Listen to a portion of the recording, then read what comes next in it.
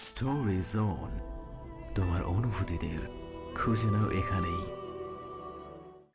আমার এত শত কিন্তু মধ্য দিয়ে শেষ হয় বর্ষার কৃতজ্ঞতা জানানোর ধাপ রিদ খানকে। বর্ষা বারবার রিদ খানকে কৃতজ্ঞতাপূর্ণ বাণী শুনিয়ে যাচ্ছে আর কান্না করেই চলেছে। সেই কখন থেকে কোনো থামাথামির নামই নেই। বর্ষার এই কাণ্ডে আমি প্রথম প্রথম অবাক হলেও এখন বেশ বিরক্ত লাগছে আমার। আশ্চর্য, এত ধন্যবাদ জানানোর কি আছে? মানলাম রিদ খান বর্ষার সাথে খারাপ কিছু করেনি, তাই বলে এত ধন্যবাদ জানাতে হবে এই গুন্ডা মহাশয়কে? একে তো গুন্ডামি করে বেড়ায়, তার উপর আবার এইসব গুন্ডা মহাশয়কে বালতি ভরে ভরে ধন্যবাদ জানায়। কই, আজ পর্যন্ত তো আমাকে একটা বারের জন্যও তো ধন্যবাদ দেয়নি বর্ষা কোনো কাজে। তাহলে একে এত ধন্যবাদ দেওয়ার কি আছে আজব?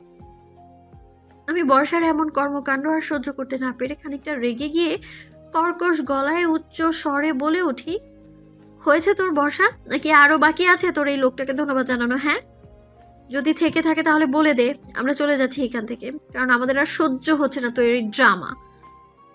আমার এমন কর্কশ গলায় কথাগুলো শুনে চমকে উঠে বর্ষা, সাথে সাথে পেছন ফিরে আমার দিকে তাকায়। কান্না সিক্ত চোখে অসহায় দৃষ্টিতে তাকিয়ে আছে আমার দিকে। হঠাৎ বর্ষার এমন অসহায় দৃষ্টিতে দেখে কেমন যেন মনের ভেতর একটা অপরাধবোধ সৃষ্টি হয়।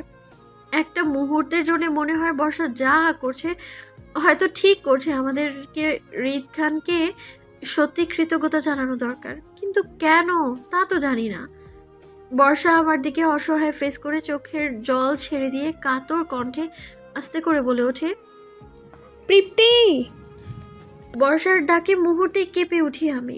বর্ষা কি বোঝাতে চাইছে আমাকে তা বুঝতে না পেরে চুপ করে থাকি তার দিকে তাকিয়ে থেকে। বর্ষা আমাকে ওর দিকে চুপ করে তাকিয়ে থাকতে দেখে উঠে দাঁড়িয়ে আমার দিকে এগোতে এগোতে বলে ওঠে, তৃপ্তি, তুই জানিস না আমাদের বর্ষাকে বাকি কথাগুলো বলতে না দিয়ে পেছন থেকে রিদ খান গম্ভীর মুখে বলল, মিস বর্ষা, আপনাদের খাবার নিচে টেবিলে দেওয়া হয়েছে, তাই কথা না বাড়িয়ে নিচে খেতে যাবেন আপনি ওদের নিয়ে। আর আপনাকে যতটুকু বলা হয়েছে ততটুকুই করবেন আশা করি।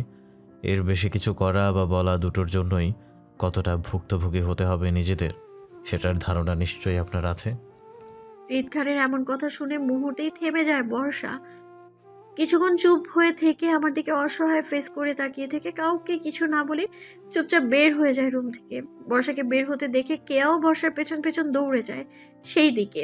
আর আমি বর্ষার এমন কাণ্ড দেখে আবারও এক ধাপ অবাক হই। বর্ষা রিদ খানের প্রতিটা কথা কতটা মনোযোগ সহকারে মানতে শুরু করে দিয়েছে। আর বর্ষা আমায় বারবার কিছু বলতে চাইলো, কিন্তু এই রিদ খানের জন্য বরাবরই তা করতে পারছে না। কিন্তু রিদ খানের ডাবল মিনিং এর কথায় বর্ষা থেমে যায়, আমায় কিছুই বলে না। বর্ষা ও কেয়াকে বাইরে যেতে দেখি আমি তেলে বেগুনে জ্বলে উঠে রিদ খানকে উদ্দেশ্য করে বলে উঠি, আপনি কি করেছেন বর্ষার সাথে এই বদ্ধ রুমের ভেতর টানা 2 ঘন্টা যাবত? হ্যাঁ, যার জন্য মেয়ে কেমন পাগল টাইপ হয়ে গেছে। সেই কখন থেকে উল্টাপাল্টা কথা কর্মকাণ্ড করেই চলেছে, থামাথামি নেই কোনো। আর বর্ষা আপনাকে ওর শত্রু না ভেবে বন্ধু কেন ভাবছে বলুন? আমার এমন কথায় রিদ খান আমার দিকে বাঁকা দৃষ্টিতে তাকিয়ে থেকে অলসতা ছেড়ে বলে ওঠে, অবশ্যই বলতে বাধ্য নই। ওনার এই কথাটা যেন আগুনে ঘি ঢালার মতো ছিল আমার জন্য, কারণ এমনিতেই আমি রাগে জ্বলে পড়ে যাচ্ছিলাম, আর এখন ওনার এই কথাটা যেন মুহূর্তেই আমার রাগটা দ্বিগুণ বাড়িয়ে দেয়। আমি সেই রাগের রেশ ধরে গজগজ করতে করতে ওনাকে আবারও বলে উঠি, অবশ্যই আপনি বলতে বাধ্য আমার কাছে। আপনাকে বলতে হবে আপনি বর্ষার সাথে বন্ধ রুমে কি করেছিলেন এতক্ষণ যাবত। কেন থাকতে পারবো না? কেন জলে কারোর সাথে থাকলে? ওনার কথার মানে বুঝতে না পেরে কনফিউজ হয়ে বলে উঠি, মানে? কথাগুলো বলেই উনি একদমই আমার কাছে চলে আসে। আমার চোখ মুখের দিকে নিজের দৃষ্টি স্থির রেখে আস্তে করে বলে ওঠে, মানে আমাকে অন্য মেয়ের সাথে দেখলে তোমার জলে নাকি সেটা বলো। এতক্ষণ ওনার কথার মানে বুঝতে পেরে আমি সাথে সাথে নাক মুখ ছিটকে বলে উঠি, ছি, কখনো না। আমার নাক মুখ ছিটকাতে দেখে রিদ খান সাথে সাথেই আমার কোমর চেপে ধরে নিজের সাথে বেঁধে নিয়ে বলে ওঠে, ছি, কিন্তু আমার তো অন্য কিছু মনে হচ্ছে তোমাকে নিয়ে। আর তুমি যাই বলো, বদ্ধ দরজার ভেতরে বর্ষার সাথে না করা কাজটা কিন্তু আমি ঠিকই করতাম তোমার সাথে, যদি তুমি প্রাপ্তবয়স্ক হতে। তো তুমি যদি প্রাপ্তবয়স্ক হতে তাহলে কাহিনীটাই তো অন্য হতো তোমার। আর বদ্ধ দরজার ভেতর তুমিই থাকতে বর্ষার জায়গায় আমার সাথে, আর আমি সে সব অসম্পূর্ণ কাজগুলো করতাম তোমার সাথে, যা এখন অবধি করা হয়নি আমার। ক্লাসরুমে বসে আছি আমি। এই মুহূর্তে আমি ক্লাসরুমে ক্লাস করার জন্য বসে থাকলেও কোনোভাবেই ক্লাসে মনোযোগী হতে পারছি না আমি। তার জন্য অবশ্য যথেষ্ট কারণও আছে মনোযোগ হতে না পারার। কারণ কাল যখন আমি বর্ষাকে আসিফের সাথে আশ্রমে আসি হৃদ খানের পাঠানো গাড়ি দিয়ে, তখন থেকেই আশ্রমের লোকজন আমাদের নিয়ে নানান সব বাজে ইঙ্গিতের উপাধি প্রদান করছে লাগাতার। প্রথম প্রথম সেটা ইশারা ইঙ্গিতে প্রকাশ করলেও আজ সকাল থেকে সবাই প্রকাশ্যেই আমাদের কথা শোনাচ্ছে হৃদ খানকে নিয়ে। কিন্তু হৃদ খানকে নিয়ে আমাদের এসব বাজে কথায় না বর্ষা কিছু বলছে, না অন্য কেউ কোনো প্রতিবাদ করছে। প্রথম প্রথম সবার এসব কর্মকাণ্ড আমি আর কেয়া ঘোর প্রতিবাদ জানালেও উল্টো বর্ষাই আমাদের থামিয়ে দেয় একান্তভাবে কিছু বলতে না দিয়ে। তাই আর কারো কোনো কথা কানে না দিয়ে, না শোনার ভান করে চুপচাপ কিছুই না বলে এড়িয়ে চলার চেষ্টা করি আমরা তিনজন। আর তার জন্যেই এখন সবাই আমাদের মুখে মুখে বলে বেড়াচ্ছে সরাসরি। সেই জন্যেই আমি এই মুহূর্তে ক্লাস করতে পারছি না। আমি ও কেয়া চারপাশে সবার গুঞ্জনে, সবার এত সব কথাগুলো আর সহ্য করতে না পেরে ক্লাস না করে স্যারকে বলে নিজের রুমে চলে আসি আমি। রুমে ঢুকতেই দেখতে পাই বর্ষাকে কিছু একটা কাগজ নিয়ে মনোযোগ সহকারে কিছু করার চেষ্টা করছে। আমি রুমে ঢুকতেই দরজার উচ্চ শব্দে বর্ষা তাড়াতাড়ি উঠে দাঁড়িয়ে তাড়াহুড়ো করে হাতে থাকা কাগজটা লুকিয়ে ফেলে পেছনে। বিষয়টা আমি লক্ষ্য করেও তেমন একটা গুরুত্ব দিইনি এই বিষয়ে, কারণ রাগ তখন আমার মাথা চেপে বসেছিল। অন্য কিছুই আর চোখে পড়েনি আমার কোনো রকম। আর চোখের সামনে বর্ষাকে দেখা যেন রাগটার ধরে রাখতে না পেরে রাগে গজগজ করতে করতে দ্রুত সামনে দাঁড়িয়ে পড়ে কোমরে 2 হাত দিয়ে নাক মুখ লাল করে বলে উঠি, তোর কি মনে হয় না বর্ষা তুই বেশি বেশি করছিস? আমার কথার মানে বর্ষা বুঝতে না পেরে ভ্রু কুচকে বলে ওঠে। কোনটা বেশি বেশি করছি আমি? বর্ষাকে ভ্রু কুচকাতে দেখে আমি রাগে দাঁতে দাঁত চেপে ধরে বলে উঠি, তুই কি আমার কথাগুলো বুঝতে পারছিস না, নাকি বুঝেও না বোঝার ভান ধরে আছিস? হ্যাঁ, কাল থেকে তুই কি শুরু করেছিস? তোর মতো মেয়ে হৃদ খানকে সাপোর্ট করছে, তাও আমার বিরুদ্ধে। এটা কি এখন আমায় মানতে হবে বর্ষা? না মানার কি আছে? যেটা স্বাভাবিক সেটাই তোকে মেনে নিতে হবে, তাই না? মানে তুই কি এখন হৃদ খানের হয়ে কথা বলবি? আমি কি আর তোর কাছে কিচ্ছু না? হৃদ খানই সব তোর কাছে? প্লিজ তৃপ্তি, বড় হওয়ার চেষ্টা কর। অকারণে কোনো কথা বলা ঠিক না, কারণ আমাদের চারপাশের দুনিয়াটা এতটা সহজ নয় যতটা তুই ভাবছিস। হয়তো তোর চিন্তা ভাবনার বাহিরে কঠিন এই দুনিয়াটা, তাই আমাকে আমার মতো থাকতে দে, আর তুই তোর মতো কাজ করে যা। আর শোন, বেশি দূরে যাস না।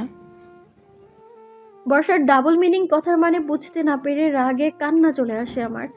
এই স্বার্থপর দুনিয়াতে একমাত্র বর্ষা আর কেয়া ছিল আমার আপন বলতে। এখন বর্ষা ওই হৃদ খানের জন্য আমার সাথে বেইমানি করলো, আর শুধু বাকি আছে কেয়া। আমার জীবনে এখন আর কেয়া ছাড়া অন্য কেউ নেই, একা আমি। কথাগুলো ভেবেই 2 হাতে চোখের জল মুছতে মুছতে রুম থেকে বের হয়ে আশ্রমের মাঠের এক কোণায় দোলনায় পা ঝুলিয়ে বসে পড়ি কান্না করতে করতে। আর হৃদ খানকে দোষ দিতে থাকি আমি। আমার এমন কান্নার মধ্য দিয়ে কেউ একজন আমার পাশে বসে পড়ে আস্তে করে। আমি কেয়া ভেবে তেমন একটা মনোযোগ দিইনি, কান্না করতেই থাকি। আমার কান্নার মধ্য দিয়ে হঠাৎ করে আমার পাশে বসে থাকা ব্যক্তিটি বলে ওঠে, উফ, তোমার এই কান্নাটা আমার এত কিউট লাগে যে ইচ্ছে করে আর 2টো থাপ্পড় দিয়ে সারাদিন কান্নায় বসিয়ে রাখি তোমাকে। তোমার এই কান্নায় কিন্তু আমি মরেছি। পাশ থেকে এমন সব কথা কানে আসতেই চমকে উঠলাম আমি। ঘাড় ঘুরিয়ে পাশ ফিরে তাকাতেই চোখে পড়লো হৃদ খানকে। ওনাকে এই মুহূর্তে আমার পাশে দেখে ভূত দেখার মতো চমকে উঠলেও কোনো রকম প্রতিক্রিয়া না দেখিয়ে চুপটি করে বসে থাকি জায়গায়। কারণ ওনাকে কিছু বললেও কারো যায় আসবে না, উল্টো আমিই বিপদে পড়বো। আর এখন তো বর্ষাও ওনার দলে আছে, আমার সাথে আর কেউ নেই। তাই চুপচাপ বসে থাকি সামনের দিকে তাকিয়ে। আমায় চুপচাপ বসে থাকতে দেখে উনি আবারও বলে ওঠে, কি পিচ্ছি ম্যাডাম, মন খারাপ নাকি? না। তাই আপনাকে দেখে তো অন্য কিছু মনে হচ্ছে। তা পিচ্ছি ম্যাডামের মন খারাপ কেন শুনি? আপনার জন্য। উনি একটা ভ্রু উঁচু করে বলে, আমার জন্য? আপনার জন্যই তো। তা আমি তার মন খারাপের কারণ কি করে হলাম? ওনার কথা আমি বলে উঠি, আপনি বর্ষার সাথে এত কিসের কথা বলেন যার জন্য ও আপনাকে এতটা পছন্দ করে? কই, আপনি তো কখনো আমার সাথে ঠিক করে কথা বলেন না, সবসময় রাগ দেখিয়ে চলেন আপনি। আমার এমন কথা হৃদ খান খুশি মনে বলে ওঠে। বর্ষার সাথে আমার কিছুই নাই, যা আছে সব তোমার সাথে। আর বাকি রইল আমার রাগটা, সেটা কিন্তু আমরা বেশিরভাগ আপন জনদেরই দেখিয়ে থাকি, তাই না? আমি ওনার কথায় ঘাড় ঘুরিয়ে তাকাই ওনার দিকে, ওনার চোখে চোখ রেখে প্রশ্ন করে বলি, তার মানে আমি আপনার আপনজন? আমার দৃষ্টিতে উনি নিজের দৃষ্টি স্থির রেখে বলে ওঠে। হুম, আমার আপনজন, আমার পিচ্ছি ম্যাডাম। ওনার চোখের দিকে তাকিয়ে বলে উঠি, আর বর্ষা? আমার এমন প্রশ্নে হৃদ খান আমার গালে এক হাত রেখে গালে স্লাইড করতে করতে বলে ওঠে, তোমাকে দিয়ে আমার বাকি সব সম্পর্ক স্থাপন করা। আমার লাইফে তুমি ছাড়া আর দুটো পার্সন আছে যারা আমার কাছে ইম্পর্টেন্ট, আর বাকি সব অপশনাল পার্সন আমার কাছে। ওনার এমন কথার মুহূর্তেই আমার মাথায় বেশ কয়েকটা প্রশ্ন ঘুরপাক খাচ্ছিল ক্ষণে ক্ষণে। তার মধ্যে প্রথম প্রশ্নটা হলো, আমি ছাড়া বাকি পার্সনগুলো কারা? ওনার কি বউ আছে নাকি মা বাবার কথা বলছে উনি? আর দ্বিতীয়টা হলো, আমি ওনার জন্য এতটা ইম্পর্টেন্ট কেন? তৃতীয় হলো, বর্ষা কি তাহলে ওনার ইম্পর্টেন্ট না? আমার এমন ঘুরপাকের মধ্যেই হালকা কপাল কুঁচকে ওনাকে প্রশ্ন করে বলি, দুটো পার্সনকে? আপনার মা বাবা বুঝি? আমার এমন কথায় মুহূর্তেই উনি আমার গাল থেকে হাতটা ছেড়ে দিয়ে ঠিক হয়ে বসে সোজা সাপটা উত্তরে বলে ওঠে, আমার মা বাবা কেউ নেই, তারা আমার 4 বছর বয়সে মারা যায় একটা কার অ্যাক্সিডেন্টে। তাদের কথা আমার কিছুই মনে নেই। এখন তাদের নিয়ে আমার কোনো রকম ভাবান্তর নেই, কারণ যাদের আমি ঠিক করে দেখিনি তাদের নিয়ে আমার কোনো রকম দুঃখ নাই। তাই তাদের ছাড়াও আমার লাইফে দুটো মানুষ আছে যাদের জন্য আমি অনেক ইম্পর্টেন্ট। ওনার মা বাবা নেই কথাটা শুনেই মনের মধ্যে কেমন একটা মায়া কাজ করলো মুহূর্তেই ওনার জন্যে। উনি যে আমার মতো এতিম, এটা কখনোই ওনাকে দেখে বোঝা যায় না। হয়তো উনি কাউকে বুঝতেই দেয় না, সবসময় নিজেকে সবার সামনে নিজের শক্তভাবেই প্রকাশ করে। তাই হয়তো আজ পর্যন্ত ওনার একাকিত্বটা কেউ বুঝতে পারে না, এমনকি আমিও না। আমি বুঝি যাদের মা বাবা থাকে না তারা নিজেদের কতটা অসহায় মনে করে এই দুনিয়াতে। আমি সম্পূর্ণ বিষয়টা এক মনে ভেবে নিয়ে তাকাই ওনার দিকে মায়াময় দৃষ্টিতে। ওনার দিকে তাকিয়ে থেকে কাতর কণ্ঠে বলে উঠি, আপনি কি খুব বেশি মিস করেন আপনার মা বাবাকে আমার মতো? কথার প্রেক্ষিতে উনি সাথে সাথে সোজাসাপটা উত্তরে বলে ওঠে, না, আমি তাদের মিস করি না কখনোই। তাদের মিস করার মতো কখনো কোনো কারণই খুঁজে পাইনি, কারণ তাদের জায়গায় আমার জীবনে অন্য কেউ দখল করে নিয়েছে অনেক আগে থেকে। আর আমি তাদেরকে নিয়েই হ্যাপি, তাই অন্য কাউকে নতুন করে প্রয়োজন হয় না। ওনার কথায় কৌতূহলী হয়ে বলে উঠি, কে আছে আপনার জীবনে? আপনার বউ বাচ্চা? আমার এমন কথায় ঘাড় ঘুরিয়ে বাঁকা হয়ে তাকায় আমার দিকে, পরে আমার কথায় উত্তরে হালকা বিরক্তি নিয়ে বলে ওঠে, বউ আর বাচ্চা? নিজের বউই বাচ্চা হয়ে বসে আছে, বউ যে হবে কোন কালে তারই ঠিক নেই, আবার নতুন বাচ্চা। ওনার এমন কথা এবার কপাল কুঁচকে এলো আমার। ওনার এলোমেলো কথার উত্তরে এবার আমি নিজেই কনফিউজ হয়ে যাচ্ছি। তাই ওনার থেকে সম্পূর্ণ বিষয়টা জানার জন্য আবারও কৌতূহলী হয়ে বলে উঠি, বলুন না কে? আমাকে কৌতূহলী চোখে ওনার দিকে তাকিয়ে থাকতে দেখে একটা দীর্ঘশ্বাস ছেড়ে আস্তে করে বলে ওঠে, আছে কেউ? কথাটা বলেই সাথে সাথে উঠে দাঁড়িয়ে আমায় কোলে তুলে নিয়ে সোজা সামনের দিকে হাঁটতে থাকে গাড়ির উদ্দেশ্যে। ওনার হঠাৎ এমন কাণ্ডে চমকে উঠি আমি। তাল সামলাতে না পেরে সাথে সাথে নিজের 2 হাতে ওনার গলা জড়িয়ে ধরি। সম্পূর্ণ বিষয়টা কি হয়েছে বুঝতে পেরে সাথে সাথে হাত পা ছুটতে থাকি ওনার থেকে ছাড়া পাওয়ার জন্য, কিন্তু কোনোভাবেই ছুটতে পারছিলাম না আমি। আমি যতই ওনার থেকে ছুটতে চাই উনি ততই আমায় আরো শক্ত করে চেপে ধরে নিজের সাথে। আমি একটা সময় ক্লান্ত হয়ে চুপচাপ বসে থাকি ওনার কোলে। উনি আমায় কোলে করে গাড়িতে সামনের সিটে বসিয়ে দিয়ে আমার পাশের সিটে বসে পড়ে কার ড্রাইভিং করার জন্য চুপচাপ। গাড়িতে বসে আমি প্রথম প্রথম ওনাকে বেশ বিরক্ত করলেও উনি সারাটা পথ চুপ করেছিলেন। কিছুক্ষণ কার ড্রাইভিং করার পর হৃদ খানের গাড়িটি এসে থামে বিশাল একটা বাড়ির সামনে। গেটের সামনে গাড়িটা আসতেই দুটো দারোয়ান সালাম দিয়ে গেটটা খুলে দেয় দ্রুত। হৃদ খানের গাড়িটা বিশাল বাগান ধরে একটা মহলের সামনে এসে থামে। আমি গাড়িটির ভেতর থেকেই বাড়িটার বাইরের দৃশ্য দেখে হাঁ হয়ে তাকিয়ে থাকি। বাড়ির চারপাশের পরিবেশটা দেখে বোঝা যাচ্ছে কোনো রাজা তার শখের বশে এই মহলটি তৈরি করেছে বিলাস বহুল জীবন যাপন করার জন্যে। আমি সম্পূর্ণ মহলটি হাঁ করে তাকিয়ে ঘুরে ঘুরে দেখছি। গাড়ি থেকে নেমে জায়গায় দাঁড়িয়ে থেকে আমার এমন করার মধ্য দিয়েই হৃদ খান আমায় আমার হাত ধরে টেনে নিয়ে ভেতরে প্রবেশ করে বিশাল ড্রয়িং রুমে সোফায় বসিয়ে দিয়ে আমার সামনে হাঁটু গেড়ে বসে আমার দু হাত চেপে ধরে বিনিময় সুরে বলে, লাইফে ফার্স্ট কোনো মেয়েকে আমার পার্সোনাল বাংলোতে নিয়ে এসেছি, আর সেটাও তুমি। আর সেই সাথে কোনো মেয়েকে যদি ছুঁয়ে থাকি সেটাও তুমি। তোমাকে এখানে নিয়ে আসার দুটি কারণ। হ্যালো ডিয়ার লিসেনার্স, আপনারা শুনছেন স্টোরিজ অন প্রেজেন্স ধারাবাহিক পর্ব গল্প। আমাদের সামগ্রিক প্রচেষ্টাকে উৎসাহিত করতে লাইক এন্ড কমেন্ট করতে ভুলবেন না। Thank you. কিছুটা থেমে আবারও বলে, প্রথম হলো, আমি চাই তুমি আমাকে ফিল করো, অ্যান্ড সেকেন্ড, তুমি শুধু আমাকেই ফিল করো, সেটা ইচ্ছাকৃত হোক বা অনিচ্ছায় হোক। ওনার কথার মানে বুঝতে না পেরে হালকা কপাল কুঁচকে বলে উঠি, মানে? দেখো, মানেটা খুব সহজ। যা আমার চাই তা আমার চাই, সেটা নিয়ে আমি কখনোই কম্প্রোমাইজ করি না। এমনকি আমার চাওয়ার জন্য যদি আমারই আপনজন কেউ আমার সামনে এসে দাঁড়ায়, তাহলে তাকেও আমি আমার সামনে থেকে সরিয়ে দিতে দ্বিধাবোধ করব না, সে যেই হোক না কেন। তুমিটা আমি চাই যে কোনো কিছুর মূল্যেই।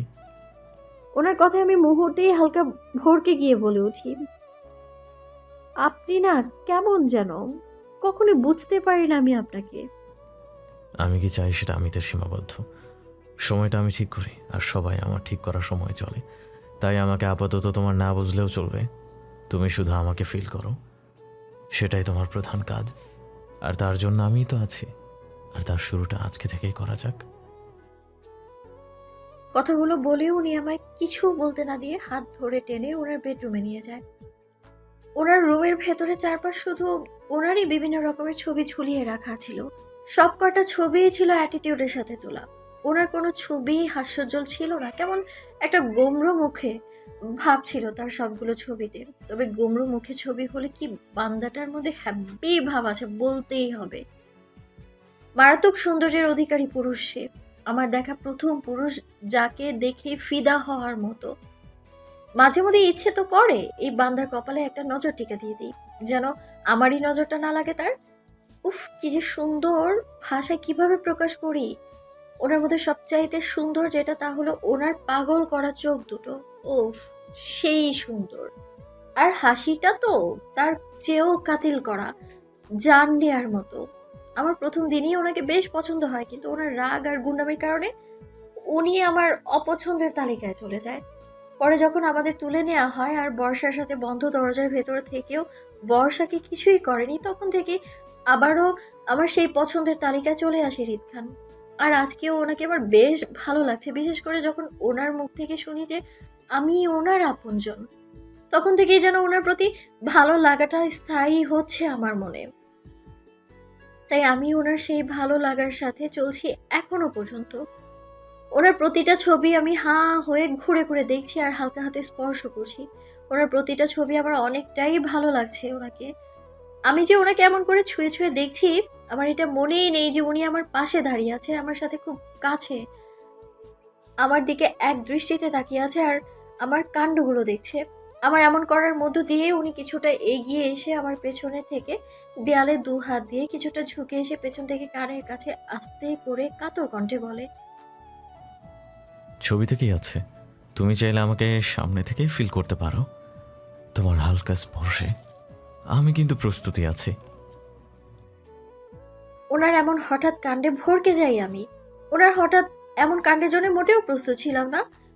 উনি আমার পেছন থেকে দেয়ালে দু হাত রেখে ঝুঁকে আসায় ওনার নিঃশ্বাস পড়ছিল আমার ঘাড়ের উপর, যেন আমি বারবার কেঁপে কেঁপে উঠছিলাম। আর আমি এতক্ষণ যাবৎ কি করছিলাম ওনার ছবির সাথে সেটা বুঝতে না পেরে লজ্জায় সিটিয়ে যাচ্ছিলাম আমি মুহূর্তেই। কি করব কিছু বুঝতে না পেরে মাথা নিচু করে আস্তে করে সামনের দিকে ঘুরে দাঁড়াই আমি। আমাকে লজ্জা পেতে দেখে উনি মুহূর্তেই বাঁকা হেসে আরো কিছুটা ঝুঁকে এসে আমার মুখ বরাবর হয়ে বলে, তোমাকে লজ্জা পেলে না বউ বউ লাগে। আর কোনো মেয়ে নাকি কোনো ছেলের সামনে এইভাবে লজ্জা পেতে থাকলে সেই মেয়ে নাকি সেই ছেলেকে নিয়ে কিছু ফিল করে, মানে প্রেমে পড়া টাইপ। তোমার ক্ষেত্রেও কি তাই? ওনার এমন সব কথায় তুমুল গতিতে লজ্জা পাওয়ার ভাবনাটা যেন আরো বেশি বেড়ে যায় আমার। লজ্জায় সিটিয়ে যাওয়া অবস্থায় নিচু মাথা আর নিচু করে ফেলি আমি আরো। উনি আমায় এমন করতে দেখে মুহূর্তেই আমার ছেড়ে দিয়ে উচ্চ শব্দে হেসে ওঠে আমার দিকে তাকিয়ে থেকে। আমি ওনার খিলখিল করা শব্দের হাসির শব্দ কানে আসতেই দ্রুত তাকাই ওনার দিকে। ওনাকে মুগ্ধভাবে হাসতে দেখে সবটা ভুলে গিয়ে হাঁ হয়ে তাকিয়ে থাকি, কারণ আমি ওনাকে কখনোই এভাবে হাসতে দেখিনি। ওনার হাসিটা যেন ভুবন ভোলানো, মুহূর্তেই আমি সব কিছু ভুলে যাই। উনি খিলখিল করে হাসতে হাসতে আমার দিকে তাকিয়ে কিছুটা চুপ করে যায় হঠাৎ। পরে আমার দিকে এগিয়ে এসে আমার দু গাল আঁকড়ে ধরে ওনার দুই হাতে পরে আমার কপালে নিজের ঠোঁট চেপে ধরে রাখে কিছুক্ষণ। হালকা কিছু সময় পর আমায় ছেড়ে দিয়ে আমার কপালে কপাল ঠেকিয়ে খুশি মনে বলে ওঠে, তুমি আমার জন্য সুখ বয়ে আনো, আমার সুখের ঠিকানা তুমি। তোমাকে আমি সব কিছু থেকে আঁকড়ে রাখবো, তুমি এটা চাই আমার। কথাগুলো বলে কিছুক্ষণ চুপ থেকে আবারও আমার কপালে আলতো চুমু খেয়ে ছেড়ে দিয়ে রুম থেকে বের হয়ে যায়, অন্য একটা রুমে নিয়ে যায় আমায়। সেখানে গিয়ে আমাকে দুজন মানুষের সাথে পরিচয় করিয়ে দেয় যারা ওনার আপনজন হয়। মানে ওনার দাদা দাদি, দাদা আরাফ খান, দাদি হেনা খান। ওনার বাবা মা মারা যাওয়ার পর ওনারা কিভাবে রিদ খানকে বড় করেন সেই সবটাই আমাকে বলেন। সাথে এটাও বলেন ওনার কোনো বউ বাচ্চা নেই। আমি ওনার সব কথাগুলো মনোযোগ সহকারে শুনছিলাম চুপ করে। আমার আজ ওনাকে বিরক্ত বোধ লাগছে না, বরং একরকম ভালো লাগছে ওনার সম্পর্কে সবটা জেনে। সেদিন আমি সারাদিন ওনার সাথেই ছিলাম। রাতে 10টার দিকে উনি আমায় আশ্রমে নিয়ে আসে। রাতে খাবারটাও আমরা একসাথেই খাই। উনি আমাকে এত রাতে আশ্রমে নিয়ে আসেন সবার সামনে দিয়ে, এতে করে কেউ কিছু বলেনি আমাদের, না ফাদার না মাদার আর না অন্য কেউ। এমনকি বর্ষাও একটাবারের জন্য জিজ্ঞেস করেনি যে আমি সারাদিন রিদ খানের সাথে কি করেছিলাম বা কেন গিয়েছিলাম ওনার সাথে। সবচাইতে আশ্চর্যজনক বিষয় হলো ফাদার এটা নিয়ে রিদ খানের সাথে মানে উনি আমার রিদ খানের সাথে দেখে আরো বেশি খুশি হয়েছিল, যেমনটা ফাদারই চাইছিল যে আমি যেন রিদ খানের সাথেই থাকি, এমন কিছু একটা।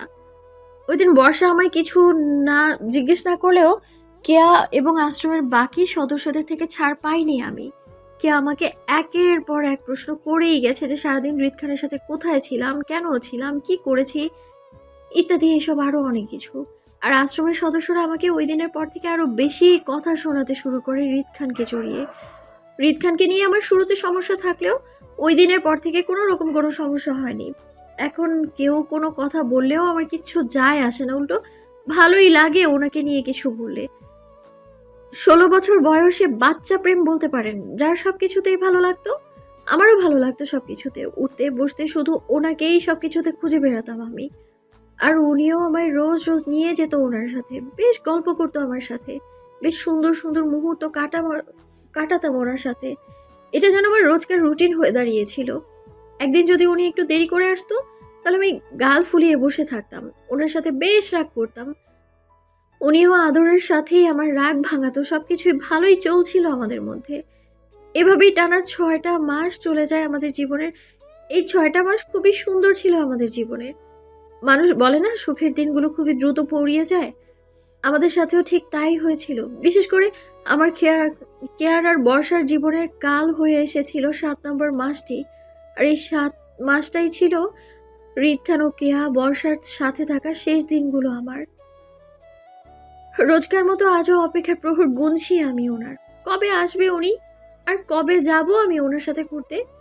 ওনার জন্য রোজ রোজ অপেক্ষা করাটাও আমার এক প্রকার পাগলামো ছিল, আর সেই পাগলামোটা বারবার করতেও ভীষণ ভালো লাগতো আমার। আজও তার ব্যতিক্রম হয়নি, ঠিক আগের মতো করেই স্বাভাবিক অবস্থায় বসে আছি আমি। তবু অন্য দিনের তুলনায় আজ একটু বেশি সেজেগুজে বসে আছি। আজ মন একটু ভালো, বেশ ফুরফুরে মেজাজ আমার, তাই একটু বেশিই সাজা আর কি, ওনাকে সারপ্রাইজ দেওয়ার জন্যে। আনন্দের সাথে পা ঝুলিয়ে বসে আছি নিজের রুমে বিছানার উপর, ঠোঁট উল্টে বারবার দরজা দিয়ে বাইরের দিকে তাকাচ্ছি কখন আসবে। অন্যদিনের তুলনায় আজ একটু বেশি দেরি হয়ে গেছে, কিন্তু মহাশয় এখনো আসার নাম নেই। গাল ফুলিয়ে জেদ ধরে বসে থাকি, অপেক্ষা করতে থাকি ওনার জন্যে। আর মনে মনে শপথ করলাম আজ আমাকে নিতে আসলে একটু বেশি বকে দিব ওনাকে আমি। কেউ একটা মেয়েকে কি এতটা অপেক্ষা করায় নাকি? মনে মনে ভাবনাটা ঠিক করে নিয়ে আজও আবারও দরজার দিকে তাকিয়ে থাকি আমি ওনার অপেক্ষার প্রহর গুণে।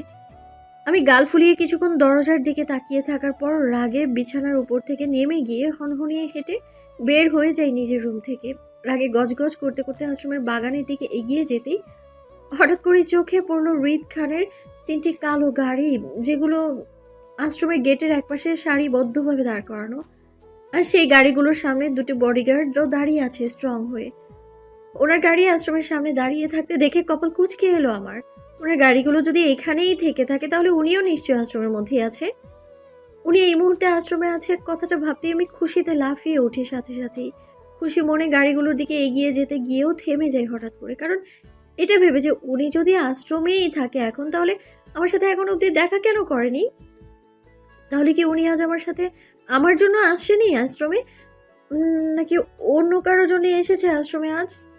হয়তো ফাদার ডেকেছে ওনাকে, এমনটাই হবে। এই কথাটা ভেবে সাথে সাথে মনটা খারাপ হয়ে যায় আমার, যে উনি আজ আমার জন্য আসেনি আশ্রমে। আমি মন খারাপ ভাবটা নিয়ে ধীর পায়ে হেঁটে যেতে থাকি নিজের রুমের দিকে। রুমে ঢোকার আগে হঠাৎ মনে হলো যে ওনাকে এক নজর লুকিয়ে দেখে আসি কি করছে ফাদারের সাথে। আজ যেতে পারিনি তো কি হয়েছে, দেখতে তো পারবো ওনাকে, একটা নজর দেখে তো আসবো। এই কথাগুলো ভেবেই আমি মনস্থির করলাম ফাদারের পার্সোনাল অফিস রুমের দরজায় উকি মেরে ওনাকে দেখব। যেই ভাবা সেই কাজ। আমি খুশিতে গদগদ হয়ে হাজির হই ফাদারের পার্সোনাল অফিস রুমের সামনে। আমি রুমের সামনে হাজির হতেই শোনা যায় বেশ কিছু মানুষের কথা বলার শব্দ, হয়তো তারা কিছু একটা নিয়ে বেশ ঝামেলা করছে। আমি সেই ঝামেলায় মন না দিয়ে কিছুটা এগিয়ে এসে দরজার পর্দা ভেতর থেকে উকি মারতেই চোখে পড়লো ওনাকে সহ আর বেশ কিছু মানুষজনকে। এখানে রিদ খান ছাড়াও জিসান শেখ এবং তার বাবা মির্জা শেখ উপস্থিত রয়েছেন রিদ খানের সামনে। ফাদারের সাথে মাদারও একপাশে বসা। আসিফ সহ ওনার 4 জন বডিগার্ড ওনার পেছনে দাঁড়িয়ে আছে সারিবদ্ধভাবে।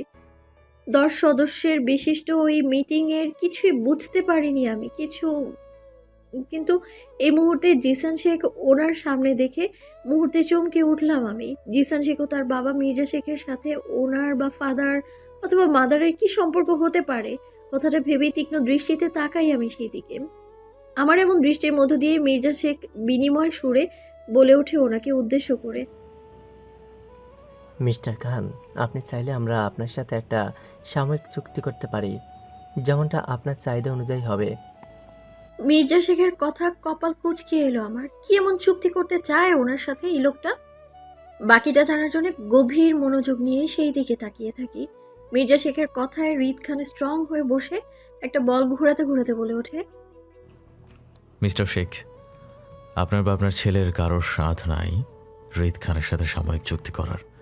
আর রিদ খানের যা পছন্দ তার উপর কারো হাত দেওয়া তো দূরে থাক, সেদিকে কারো নজরটাও পছন্দ নয়। আপনার ছেলে আমার পছন্দ করা জিনিসে নখ দিয়েছে, তার নজর সেখানে, সেটাই ওর প্রথম ভুল। আর ওর দ্বিতীয় ভুলটা হলো আমারই পছন্দ করা জিনিসে হাত বাড়াতে চাইছে। আর তার জন্য আপনিও আসছেন ওকালতি করতে। আপনাদের বাপ ছেলের মনে হয় পাওয়ার ওর জানের ভয় নাই, তাই না মিস্টার শেখ? ওনার এমন কথায় কিছুই বুঝতে পারিনি আমি মুহূর্তেই। মির্জা শেখ ঘেমে জবে হয়ে যায়। হাত ঢুকিয়ে পকেট থেকে রুমাল বের করে কপালের বিন্দু ঘাম মুছে নিয়ে ওনার দিকে তাকায় ভয়ার্ত দৃষ্টিতে। মির্জা শেখ কিছু বলতে যাবে তার আগে জিসান শেখ রাগান্বিত ফেস করে উঠে দাঁড়িয়ে বলে ওঠে, আমি ওনাকে ভয় পাই না মিস্টার রিদ খান, আপনার যা খুশি করতে পারেন। আপনি আমাকে হুমকি বার্তা শোনালেও আমি চুপ করে বসে থাকবো না। এতে যদি আপনি আমার বাবার ক্ষমতা চলেও যায় তো যাক, তবু আমার ওকেই চাই। আমার লাগবেই প্রীতিকে, আমি ওকে বিয়ে করতে চাই। আপনি শুধু শারীরিক চাহিদার জন্য ফাদার থেকে কিনে নিয়েছেন প্রীতিকে, আর তার জন্য 6 মাস ধরে ব্যবহার করছেন ওকে। এখন আর কি চাই আপনার? আপনি ওকে ছেড়ে দেন, এবার আমি ওকে নিই। জিসান শেখ বাকি কথাগুলো শেষ করার আগেই রিদ খান উঠে দাঁড়িয়ে সাথে সাথেই পাশে থাকা বন্দুকটা নিয়ে জিসান শেখের মুখের ভেতর ঢুকিয়ে চেপে ধরে শক্ত করে। রিদ খানের চোখ দুটো রক্ত লাল হয়ে টকবগিয়ে ওঠে রাগে। উনি রাগে রিরি করতে করতে জিসান শেখকে দেয়ালের সাথে চেপে ধরে দাঁতে দাঁত পিষে বলে ওঠে, তোর কি মনে হয় একটা পাগল বসে রয়েছে তোর সামনে? এত সোজা সব কিছু? হ্যাঁ, আমার পার্সোনাল লাইফে কি করবো সেটার কৈফিয়তকে রিদ খান তোকে দিবে? জানে ভয় নাই তোর? হ্যাঁ, এখন এইখানে মেরে তোকে তোর বাবার সাথে তারপর বাপ বেটা মিলে ওপার গিয়া করিস। রিদ খান, হ্যাঁ শালা, তোর কি মনে হয় আমি ওকে ব্যবহারের জন্য রেখেছি? হারামির বাচ্চা, নিজের জিনিসে কারোর নজর পছন্দ না। হ্যাঁ, আর আসছিস আমার জিনিস ছিনায় নিতে। এবার জানটা হারা, দেখ কেমন লাগে। আর হ্যাঁ, আমি তৃপ্তিকে কিনে নিয়েছি এই আশ্রম থেকে। হারামির বাচ্চা, তোরা তো নারী পাচার করেই থাকে সে আশ্রম থেকে, তাহলে আবার আমার সাথে টক্কর নিস কিভাবে? হ্যালো ডিয়ার লিসেনার্স, আপনারা শুনছেন স্টোরিজ অন প্রেজেন্স ধারাবাহিক পর্ব গল্প। আমাদের সামগ্রিক প্রচেষ্টাকে উৎসাহিত করতে লাইক অ্যান্ড কমেন্ট করতে ভুলবেন না। Thank you.